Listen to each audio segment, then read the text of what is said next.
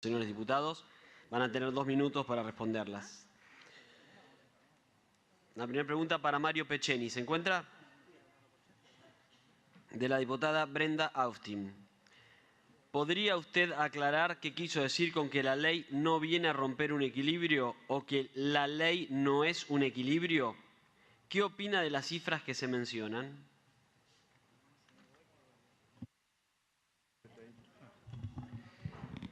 Sí, bueno, buenos días de nuevo.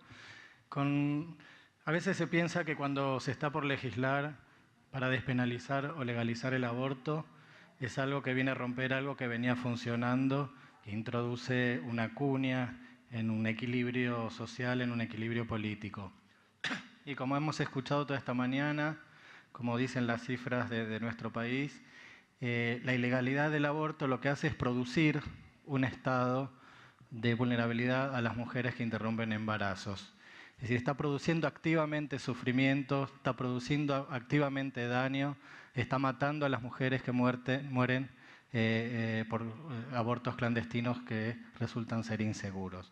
Es decir, que el equilibrio que existe hoy no es tal. Lo que puede hacer la legalización es, al contrario, restablecer un sistema que sea más equitativo, sobre todo para las mujeres y sobre todo para las más pobres.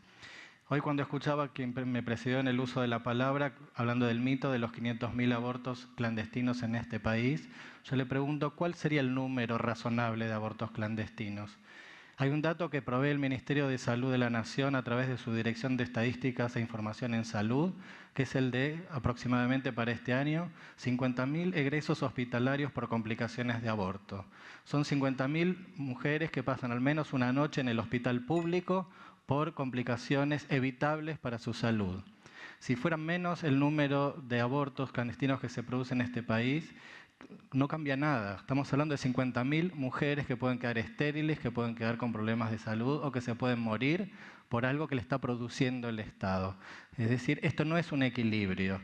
Lo que hay es una creación de un espacio de no Estado de Derecho, es decir, la práctica del aborto se hace por fuera del Estado de Derecho. Quienes practican abortos no rinden cuenta por su impericia, no rinden cuenta por su abuso. Hay historias de abuso sexual en contexto de aborto clandestino.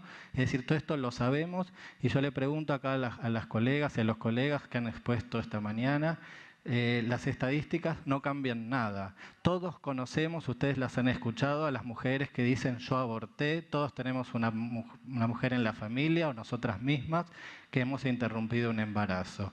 La pregunta es, ¿queremos que haya Estado de Derecho en la Argentina? ¿Que haya un código penal que se cumpla? Hoy el Código Penal establece penas de prisión para la mujer que aborta. ¿Cuántos años de prisión le parece a los señores legisladores y a las señoras legisladoras que deben pasar las mujeres en la cárcel? Yo lo pregunto sin ironía. ¿O pretenden que el Código Penal no se cumpla? Porque esa es otra posibilidad, que exista un Código Penal que sea letra muerta. En ambos casos yo creo que nosotros estamos peleando, hemos peleado muchos años por el Estado de Derecho, porque la ley se cumpla y porque la ley proteja los derechos de las personas más vulnerables. Por eso reitero mi invitación a las diputadas y a los diputados y luego a los senadores y senadoras a que rompan con este estado de cosas, la violación sistemática del Estado de Derecho. Tenemos un Código Penal que no se cumple y si se cumpliera tendríamos centenares de miles de niñas y de mujeres presas por interrumpir sus embarazos. Gracias.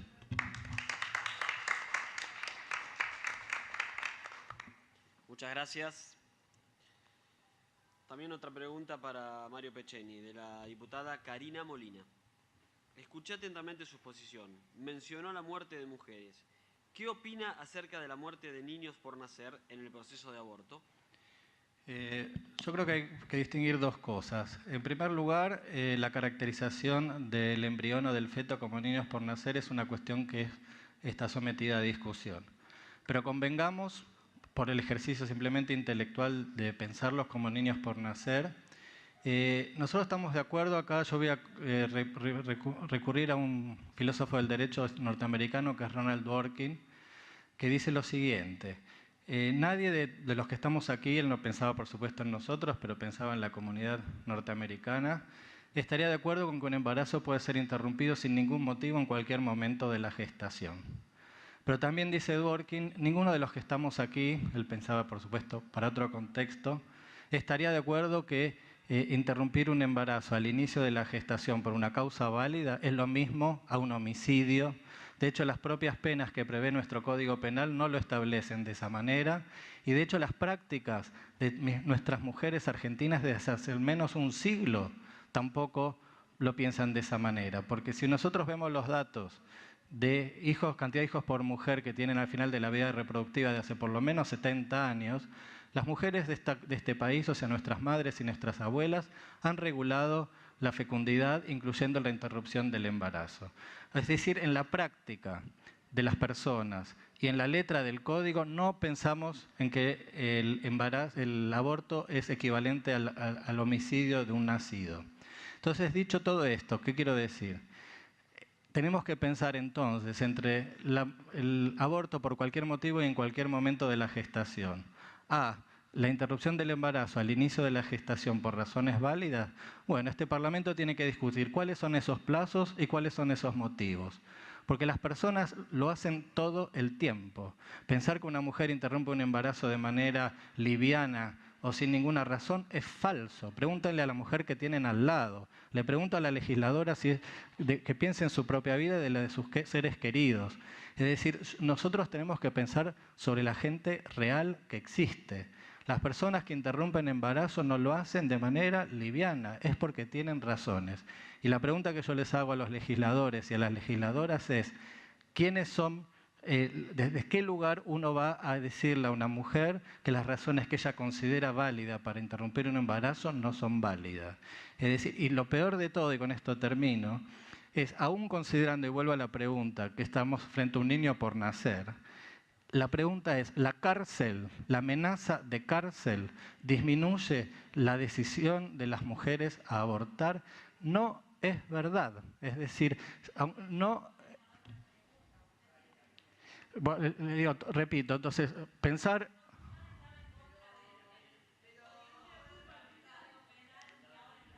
No, lo que estoy diciendo, estoy en contra del Código Penal, no estoy a favor del Código Penal.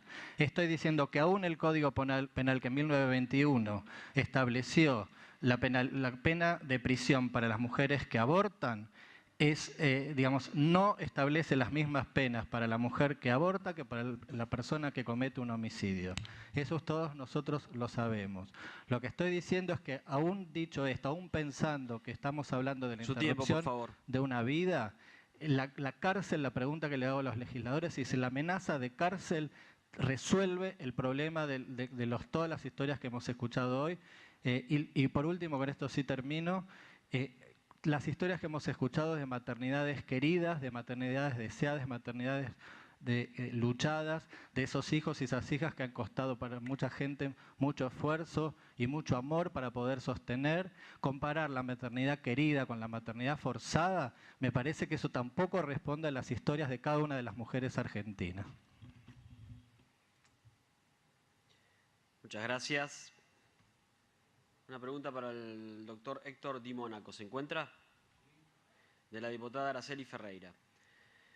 Usted celebró el 70 aniversario de la Declaración Universal de los Derechos Humanos, cuyo artículo primero dice: todos los seres humanos nacen libres e iguales en dignidad y derechos. Explique cuál es la prohibición a la legalización del aborto en esa norma convencional internacional. El derecho humano es un derecho superior al derecho a abortar. Por lo tanto, en la primacía de la vida humana por sobre cualquier derecho, porque el derecho viene a regular lo que ya está creado. El derecho no determina ni da existencia a la vida humana. La vida humana existe con independencia de cualquier norma que la legitime o la deslegitime, porque existe un orden natural que debe ser respetado. Muchas gracias. Pregunta para Julio Luis Gómez. ¿Se encuentra? Sí. De la diputada Cornelia Smith-Lierman.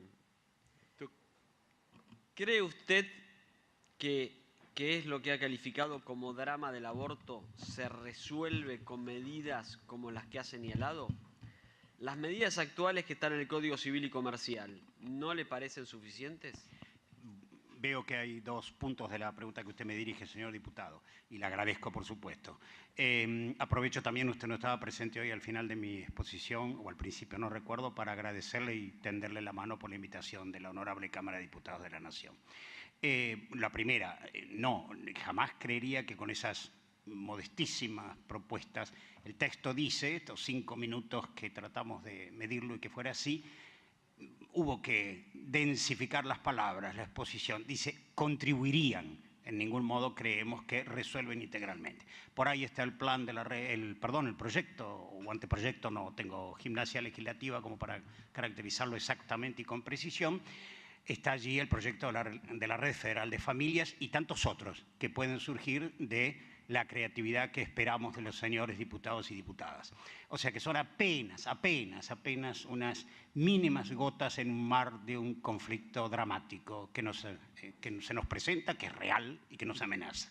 En segundo lugar, con respecto hacia el Código Civil. Justamente creo que el Código Civil ha hecho grandes avances, los alimentos para la persona por nacer, nominados como mujer embarazada, o la mujer embarazada, que es cierto, está embarazada, obviamente.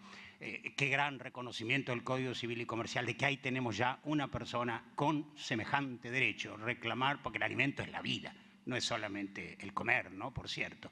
No necesito explicárselo a los señores diputados y diputadas de la Nación. Pero quería decir lo siguiente, el Código me parece que siempre puede perfeccionarse. Y en este aspecto recuerdo, en este aniversario de los derechos humanos, que los derechos humanos son progresivos. Entonces, evidentemente, la mínima propuesta que hacemos,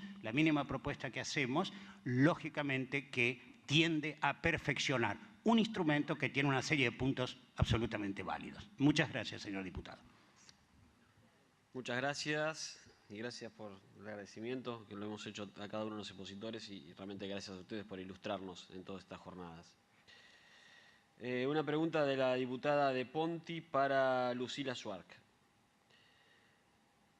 Mencionó algunos puntos de acuerdo que se pueden encontrar entre quienes defienden y quienes se oponen al aborto legal.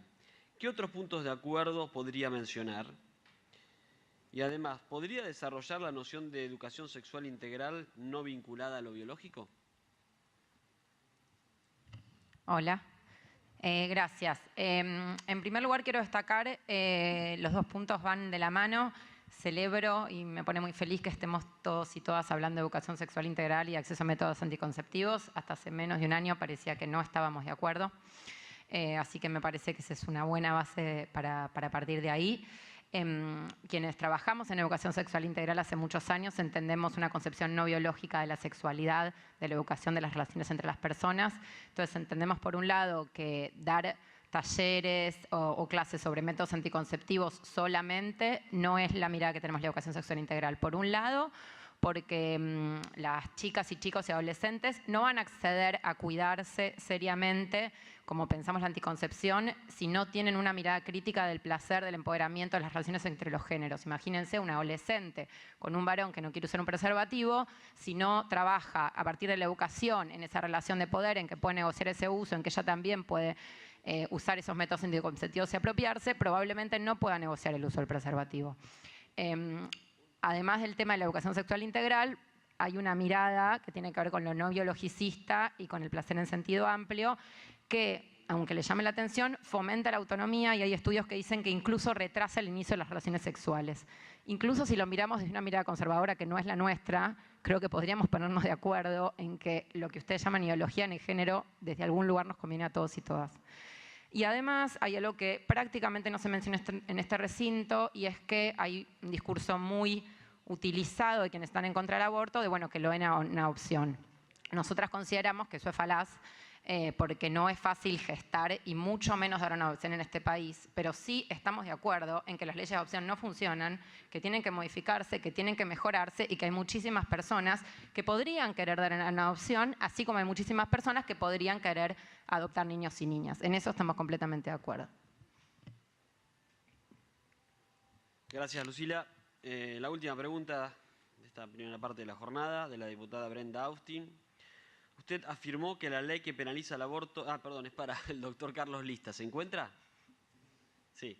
Usted afirmó que la ley que penaliza el aborto es ineficaz.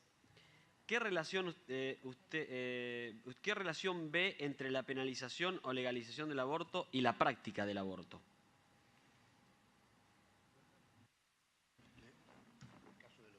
Perdón, no funcionaba mi micrófono.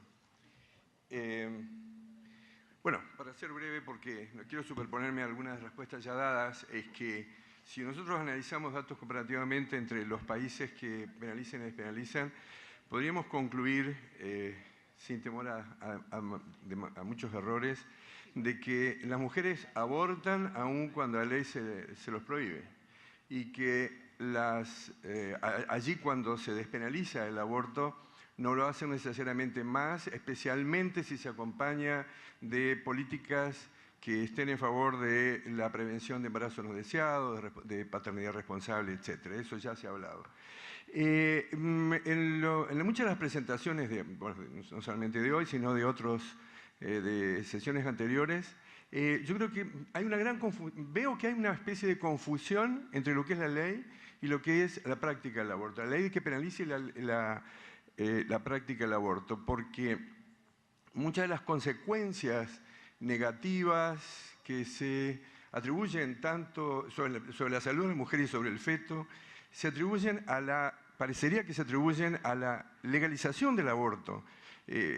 Por ejemplo, cuando vimos la primera exposición de hoy de nuestra colega española, que nos daba unos datos importantes, la pregunta era si el aborto fuese penalizado, como en el caso de España, todas estas consecuencias negativas se evitarían. En realidad, la despenalización agrava, expande, amplifica las posibles consecuencias negativas que puede tener el aborto sobre la salud de la mujer y sobre el feto.